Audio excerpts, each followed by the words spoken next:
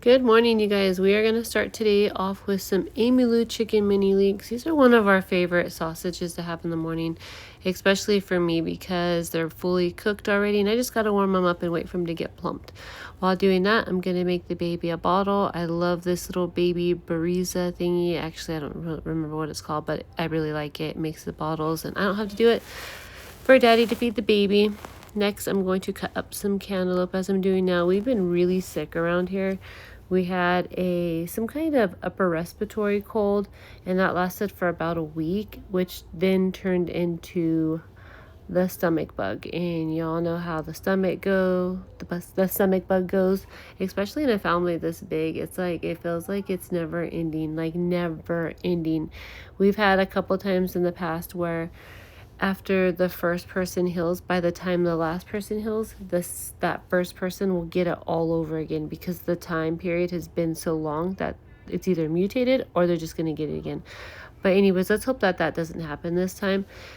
We are starting to feel a little bit better around here. I need to get these cantaloupes cut up. I did have to throw one away because it was way too mushy. But these two are good to go. My kids really like melons and they want them all year round, but it's a hit or miss here in Utah. It's a hit or miss here in Utah, even during produce season. I just feel like there's not good produce here in Utah. It's either under-ripened or not even close to being ripened. It goes either way. That's probably the only thing I miss about living in other states is the produce. I know when we were traveling for that little bit of time, we hit California and I bought as many apples as I could because they tasted so good, and that was not in apple season. So if you're in California or somewhere and you think your apples are not that great tasting, trust me, come to Utah. Your guys' apples are the best. So I got that all cut up. Check in the sausages. You can see they're all getting all fat and fluffy in there. They're ready to eat. Now I'm going to start some eggs. I'm trying to hurry up and get this done because Daddy has to head off to work. And Cordelia's 100%. She's 100% hands-on baby. She's not quite big enough yet for my baby carrier. I do have one. And I don't feel comfortable carrying her in there at the moment with her being so small. I just feel like it's more of a smothering hazard and I'm not about to take that step, and I don't like wraps. So I have to wait for her to get a little bit bigger for her to use the carrier that I prefer to use, which is the Ergos. I love the baby Ergos.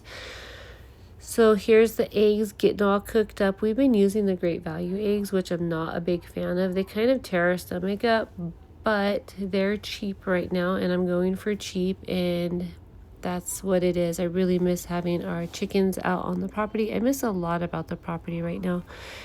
Not just the eggs, but just the lifestyle. When I was out there, it was hard. It was really hard work, and I feel like I complained a lot. But when you're in the moment of just working your tail off and just the stress and everything that comes along with it, you don't really look at the positives of being out there. It's just you're stuck in that negative, like, is this ever going to end? This is horrible, blah blah blah.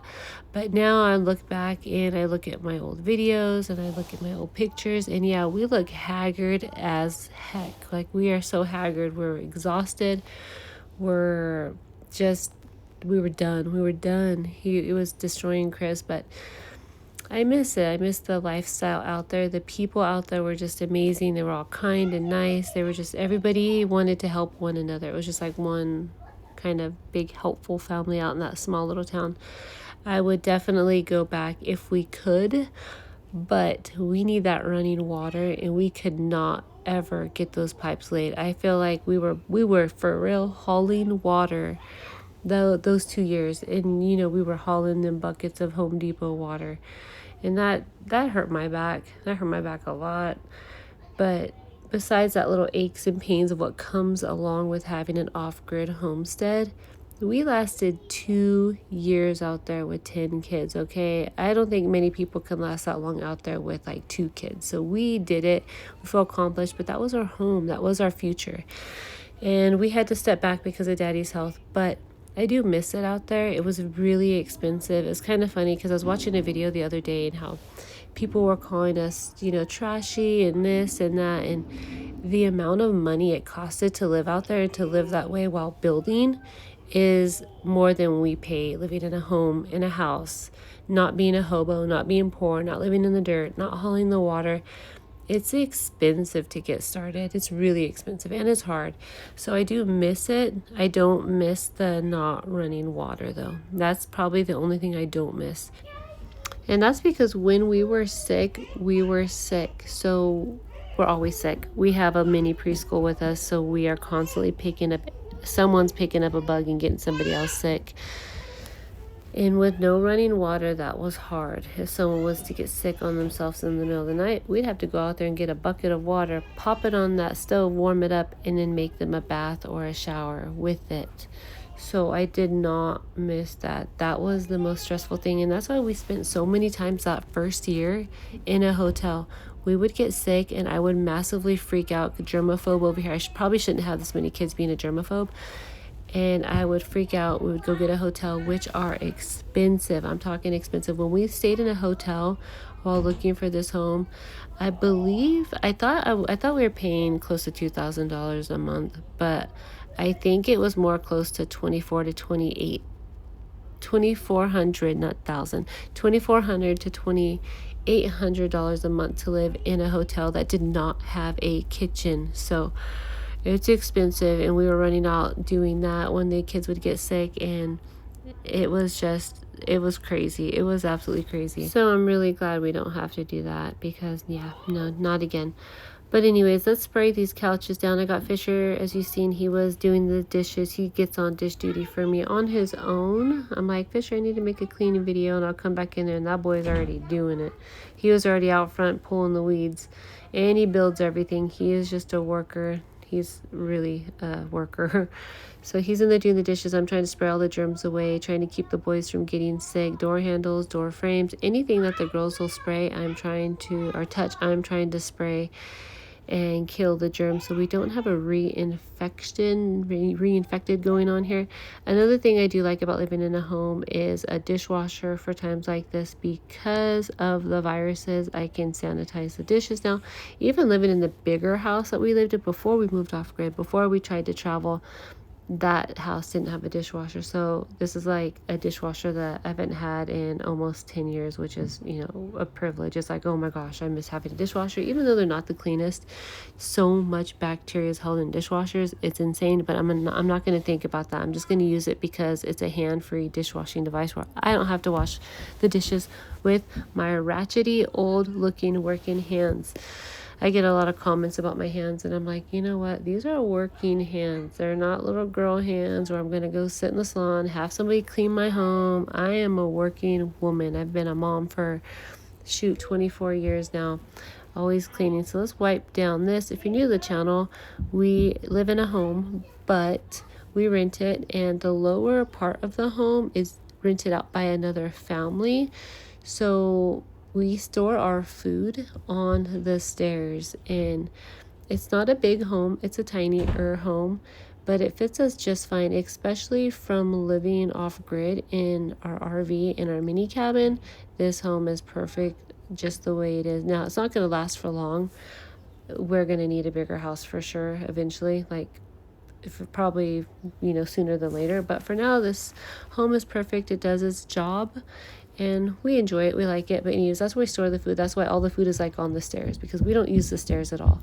But for that, now I'm letting the kids get some fresh air. During this whole virus, this time with the stomach bug, I've let my kids outside in nature and let the sun, the rays, the air try to heal them faster. And I think it's done its job. I feel like we've healed from this virus faster than we've healed from any other virus in the past by letting them outside and in nature and in the sun, which we were at the property. We're always in the sun too, but that's different. That was a hard life. I don't think many people understand how hard of a life that is, and expensive.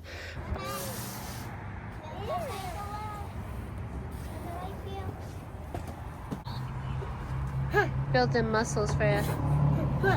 With hauling water and not having running water and having all the animals to feed and having all the materials to build and all this stuff. It was so expensive. But anyways, the sun's been doing its job healing. Get the kids some hydration, get them some cranberry juice. I need to get more coconut water. I like to give them coconut water when they're sick. Yes, I just washed off my vitamin water because Olive had it in her mouth, and I am not trying to get water butt. No, thank you. So I just washed off my water thing real quick. Cleaning up from breakfast, I took them outside before I cleaned up. Obviously, it's hot right now. It's in the 90s, and let me tell you, this Utah sun, it hits hard. So I try to let them out in the morning before it gets too hot, and then they get a little bit tired and they'll sit down and watch some TV, which obviously you can see them running around in the background. It don't always end up that way, but most of the time I like to say it does. So let's do that, get that kitchen cleaned up. I am washing out the baby, what is that thing called? Baby Bariza. It's been so helpful. If you're a first-time mom, it's not a big deal. You know, make your baby a bottle, or if you're breastfeeding, you don't got to worry about it at all. But having this many babies, this thing has been a lifesaver. Dee England sent this to me for a surprise, and I'm so thankful for it. It's been such a blessing. It's helped me out so much. It warms the water up. It puts the right amount of formula in there, just like this. I'm using the buttons, and it fills it right up. Nice, warm, ready to drink, Baba. You can see the water coming down. So it puts the formula in, and it puts the water in, and then it rinses it out as the water goes in. So I get 5 uses out of it before I have to take it apart and rewash it. And it doesn't let you reuse it. So if it says to clean it, you have to clean it, because it won't let you run it unless you clean it. And it tells you when it's out of water or if it needs more formula. It's just been like the busy mom lifesaver. So if you're expecting your 2nd, 3rd, 4th, 15th, 14th baby and you don't breastfeed, definitely 10 out of 10 recommend. And I guess that's the mini one. I guess they make a bigger one, which is maybe it fits bigger bottles. I don't really know what could be any more fancier than what this one already is, this mini one, but I guess they do make a bigger one. I don't know. Now to clean the floor, always cleaning the floor. I don't know how some women only clean the floors a few times a week, because I got to do it a few times a day. And we're pretty clean. My kids are, well, my girls are kind of crazy. But I like the steam mop. I'm a steam mop fan. I put some bleach in there and I steam the floors. I kill the germs and it dries rather quickly. I hope you guys enjoyed this video, and I will catch you guys on the next vlog.